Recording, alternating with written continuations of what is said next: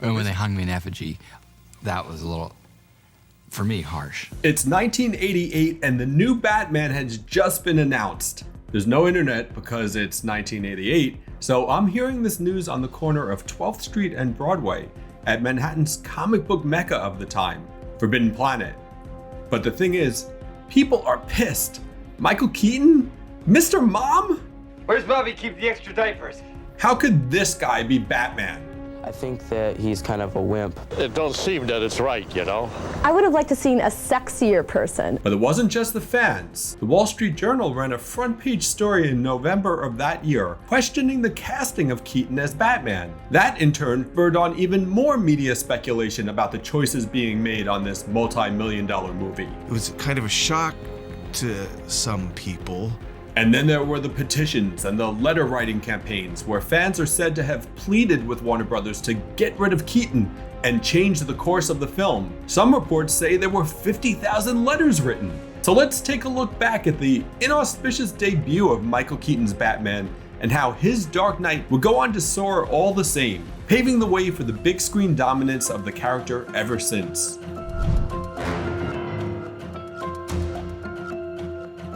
The role of Batman is so huge now, as is Keaton's part in making the character the big screen legend that he is, that it's hard to conceptualize today what a shock his casting was in 1988. But at the time, the actor was mostly known for his comedic roles.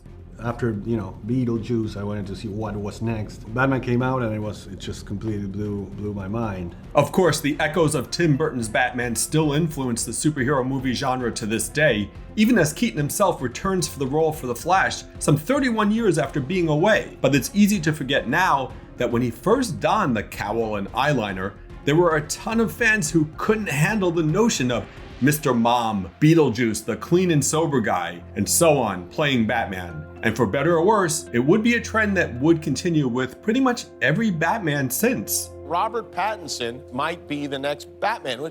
Comic book fans haven't been this angry since every other time they announced who's playing Batman. Although Batman has been around in comics form since 1939, his live-action appearances were scattershot for the first few decades of his career. A pair of movie serials brought the Caped Crusader to theaters in the 40s, but it wasn't until the Adam West TV series debuted in 1966 that Batman became an actual cultural phenomenon. Do you recognize me?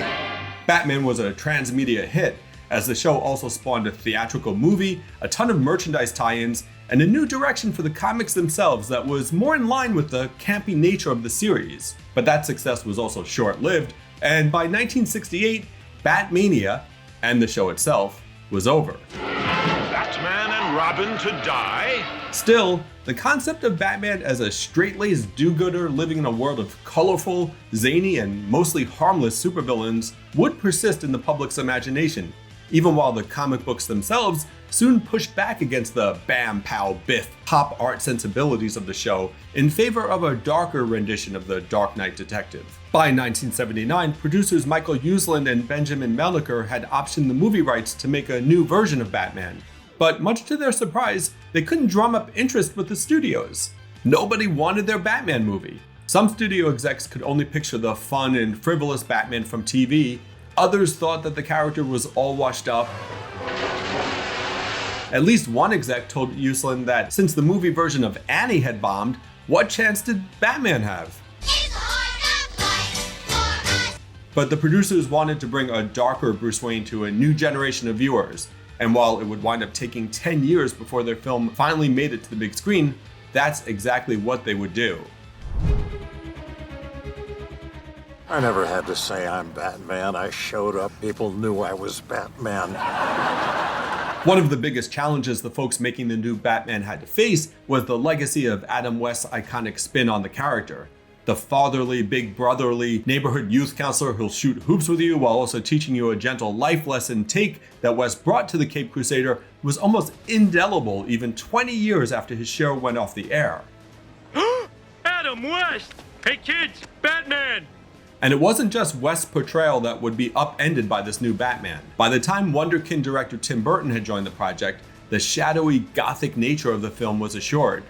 Gotham City would become a wondrously creepy place. There wasn't a boy wonder in sight, and Batman's targets were now skeevy, scary, and dangerous. And that doesn't even include Jack Nicholson's Joker, but let's save him for a different video sometime. Wait till they get a load of me. And don't forget, superhero movies basically weren't a thing back in 1989. Sure, there'd been an outlier here or there, but for the most part, the only major superhero movies of that era had been the Christopher Reeve Superman films. And Reeve's Superman was certainly everything the general public thought a comic book hero should be. Bright, smiling, upstanding, and saving cats from trees. As a matter of fact, early drafts of the Batman script were too similar to Superman for Burton's taste. Just sort of kind of a similar take on it, which I think this is a very different from Superman and should be different. Mm-hmm. And so it took a while to get to the right tone, I think. This is not a knock on the Richard Donner movies or even the misbegotten third or fourth films in that series. It's just Superman. And you have to figure, just like Christopher Reeve did, the Adam West Batman made a lot of sense in the public consciousness when folks thought about what a superhero was. Square-jawed, handsome, totally nice guys. So much so that you wouldn't even mind if they dated your daughter or your sister. And then along comes this guy. I'm Batman.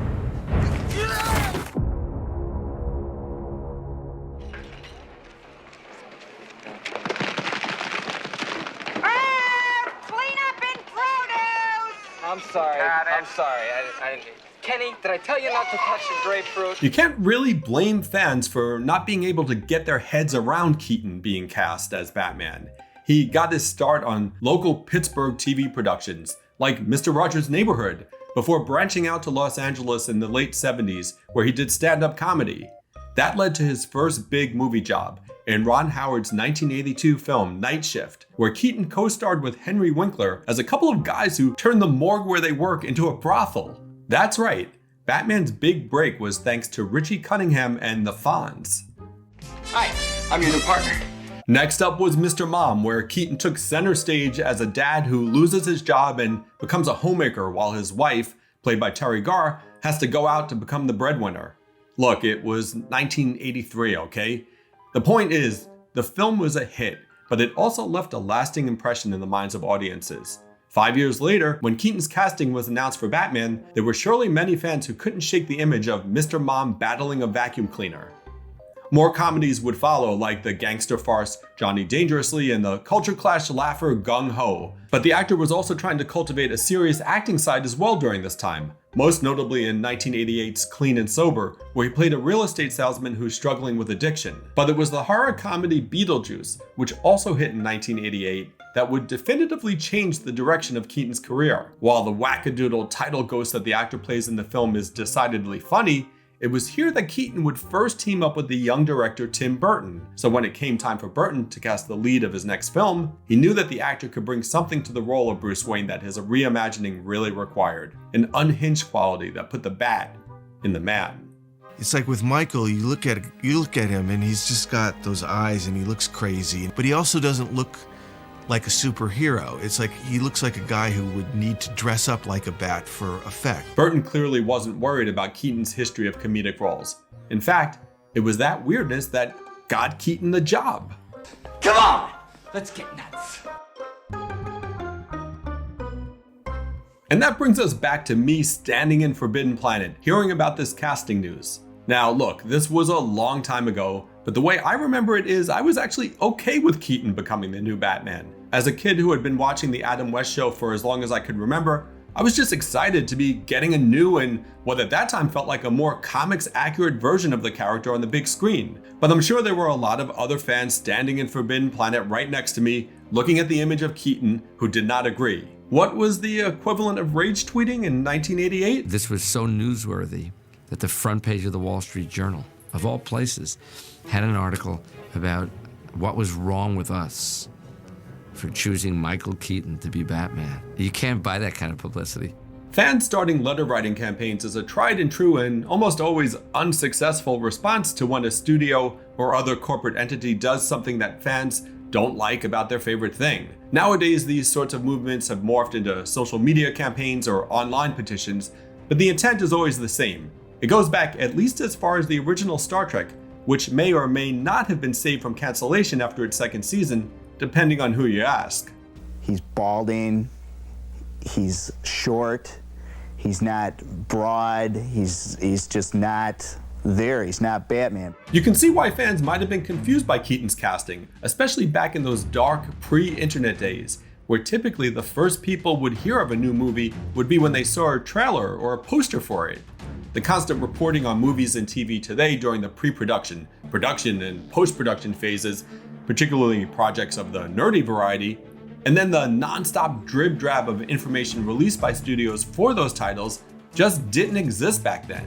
So really, you gotta give credit to the fans who were able to organize at the level they did around Batman. Their fears were based on the legacy of Adam West and the casting of who they saw as a comedic actor. It's like with Michael, I did hear filtering back from America that, oh my God, this is gonna be a disaster. It's gonna be like the TV show and blah, blah, blah, blah. And they're just gonna camp it up. And so the letters began coming in to Warner Brothers and DC Comics and, by all accounts, any other fan-adjacent publication with a mailing address. There were petitions too, and while it's impossible to calculate how many letters were sent or names were signed, reports vary from the thousands to 50,000. No matter the number, the studio and the filmmakers definitely heard what the fans were saying. Front page in the left column, to show you the level of celebrity it reached, said, "What a ridiculous choice. This is the silliest choice. This is ridiculous. That's not where the character lies." Now, this is a major financial paper, an institution. But Burton and Keaton both knew what they had to do. The comfort zone was Tim Burton. I knew I at least, could put my trust in someone, at least to some degree, even though it was a huge challenge to him and a risk to him.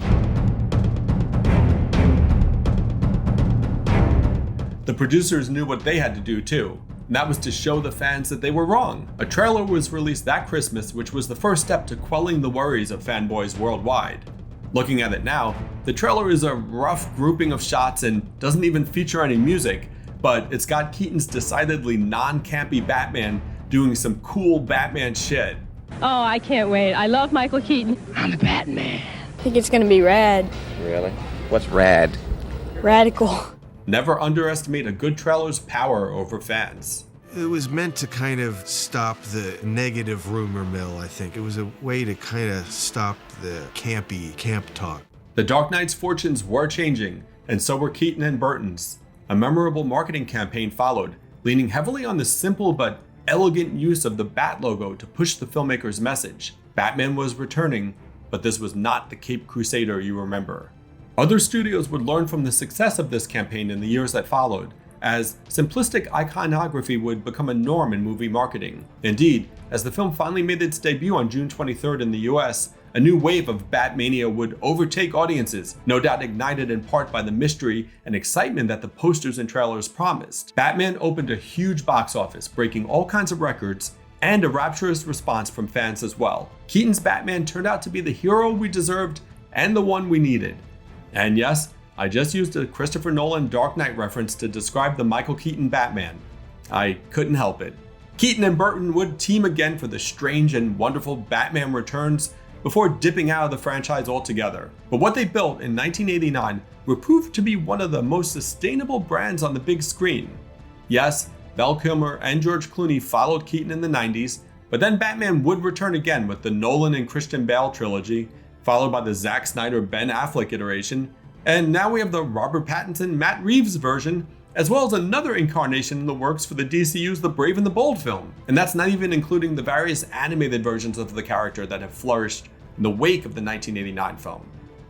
Love that Batman. How much fun is it to go see the movie actually and then decide what you think, rather than having a debate about how good would somebody not be? Of course, fans have often reacted negatively to the casting of these Batman as well, and often they're rogues too. Fans are just gonna fan. But there's a bright side there as well. Mark Hamill recently revealed that after the backlash to Michael Keaton's casting, he went into his audition for the Joker for Batman the Animated Series completely relaxed, because he was sure they would never hire Luke Skywalker to play the character, for fear of, you guessed it, fan backlash.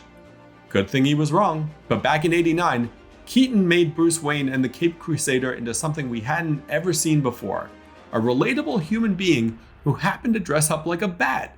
Yeah, he kicked ass and he looked cool and he had all of those wonderful toys, but he also made for a uniquely idiosyncratic superhero and a blockbuster movie that remains one of the pillars of the genre today. In short, he was Batman.